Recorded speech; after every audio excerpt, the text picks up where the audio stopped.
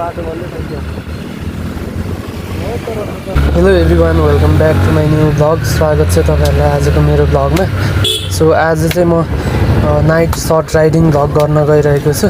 So आजको मेरो ride चाहिँ किर्तिपुरबाट कोटेश्वरसम्मको हुनेछ। सो म चाहिँ भर्खरै रुमबाट निस्किरहेको छु। सो भिडियोको लागि आज मलाई चन्द्रसुल्टीले हेल्प गर्दै हुनुहुन्छ। सो चन्द्रसुल्टीलाई भ्लग मार्फत पनि थ्याङ्क यू सो मच भन्न चाहन्छु। सो अहिले चाहिँ म किर्तिपुरको नयाँ बजार एरियातिर आइसकेको छु।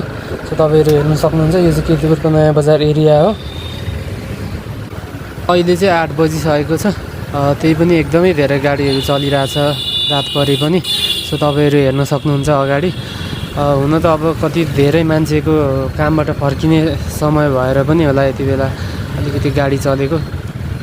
त्यसै त काठमाडौँ जति बेलै भिड हुने ठाउँ होइन, झन् अब त्यसमाथि अहिले चाहिँ काममा जानुहुने मान्छेहरू फर्किने टाइम पनि भयो। सो त्यही भएर पनि होला एकदमै धेरै गाडीहरू चलिरहेछ। सो अहिले चाहिँ म टियु एरिया आइसकेको छु। सो दिउँसो भए चाहिँ यहाँबाट एकदमै राम्रो भ्यू देखिन्थ्यो काठमाडौँको। सो कुनै दिन म तपाईँहरूलाई दिउँसो पनि यहाँ मोटो भ्लग गरेर देखाउने छु। यहाँबाट चाहिँ एकदमै राम्रो भ्यू देखिन्छ काठमाडौँको।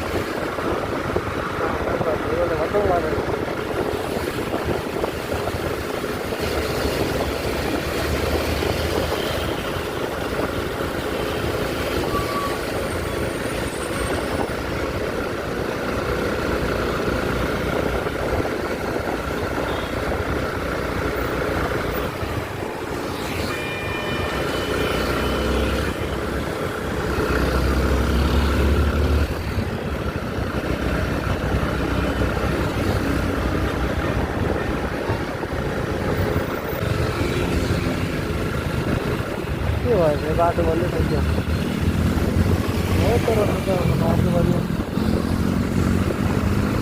होइन त के सिक्यो।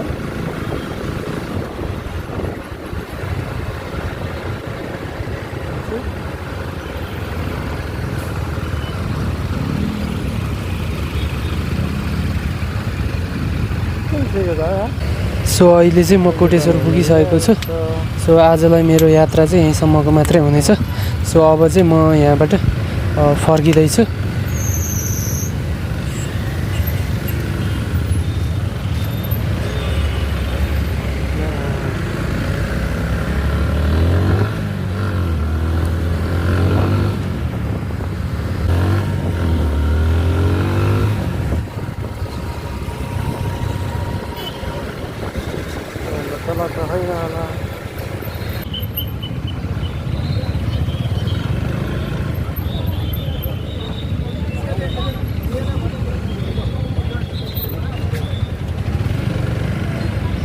यहाँ अगाडि चाहिँ एकदमै धेरै मान्छेको भिड देखिरहेको छु। एक्सिडेन्ट भयो अथवा के चाहिँ भयो होला सायद। सो गएर बुझौँ है त के भएको रहेछ।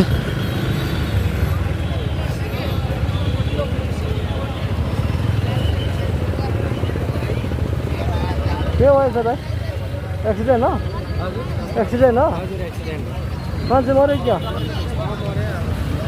ओहो, ल एक्सिडेन्ट जानु भएछ यहाँ त कोटेश्वरमा। कहाँ ट्राफिकहरू छन्।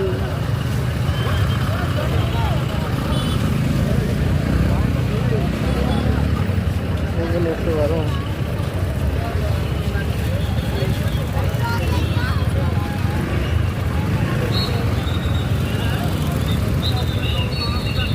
सो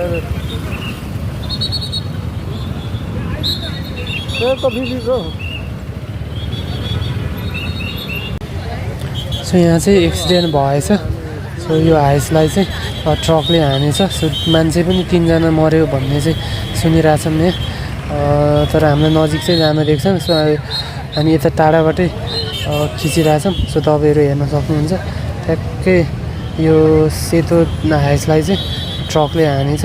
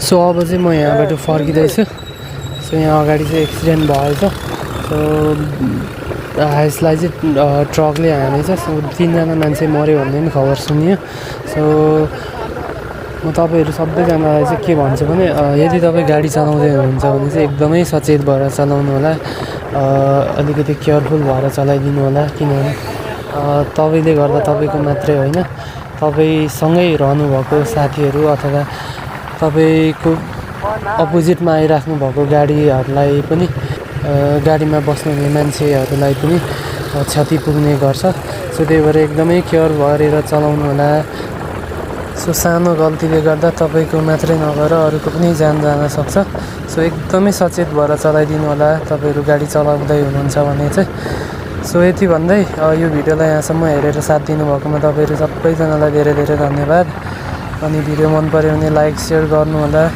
अनि च्यानललाई पनि सब्स्क्राइब गर्न नबिर्सिनु होला भन्दै सो यो भिडियोलाई म यहीँ क्लोज गर्न चाहन्छु नेक्स्ट भिडियोमा भेट्छु है त तपाईँहरूलाई